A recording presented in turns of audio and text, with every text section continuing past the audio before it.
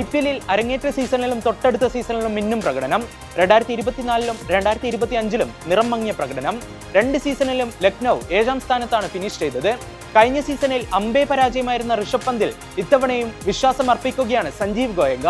27 കോടിക്ക് ടീമിലെത്തിയ പന്ത് 14 മത്സരങ്ങളിൽ നിന്ന് നേടിയത് 269 റൺസ്. ആദ്യ 6 മത്സരങ്ങളിൽ 4 മത്സരങ്ങളിൽ വിജയിച്ച ലക്നൌവിനെ രണ്ടാം ഘട്ടത്തിൽ 2 മത്സരങ്ങൾ മാത്രമാണ് വിജയിക്കാനായത്. ഒരു വമ്പൻ തിരിച്ചുവരവാണ് ഫ്രാഞ്ചൈസി ലക്ഷ്യമിടുന്നത്.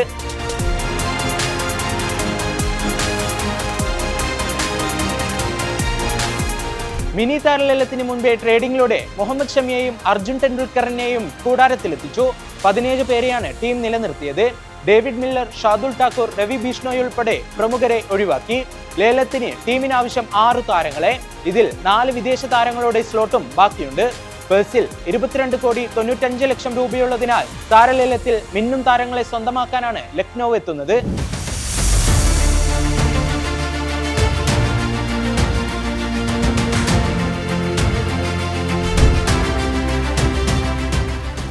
മാത്യു ബ്രിഡ്സ്കി, മിച്ചൽ മാഷ്, ഏഡൻ മാർക്കം, നിക്കോളസ് പുരൻ എന്നീ വെടിക്കെട്ട് ബാറ്റർമാർക്കൊപ്പം പന്തും ബദോണിയും ചേരുമ്പോൾ സുശക്തമായ ബാറ്റിംഗ് ലൈനപ്പ്.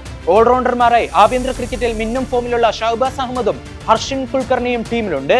മുഹമ്മദ് ഷമിയുടെയും ആവേശ് ഖാന്റെയും തീയുണ്ടകളും ദിഗ്വേഷ് റാത്തിയുടെ സ്പിന്നും കൂടി ചേരുമ്പോൾ കുട്ടി ക്രിക്കറ്റിൽ ലക്നൌവിനെ കരുത്തിരട്ടി.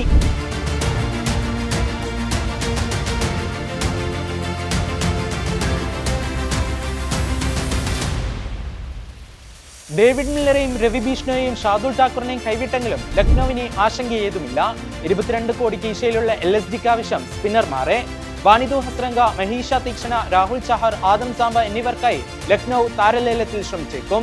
കൂടാതെ Rachin Ravindra, Devon Conway, Jake Fraser, Lungi Ngidi, Glenn Maxwell, Matheesha Pathirana, Liam Livingstone തുടങ്ങിയവർക്കും പണമൊഴുക്കാൻ സാധ്യതയുണ്ട്. ഡിസംബർ 16-ന് നടക്കുന്ന താരലേലത്തിൽ കരുത്തരെ ലക്നൌ ടീമിലെത്തിക്കുമോ എന്ന് കാത്തിരുന്ന് കാണാം.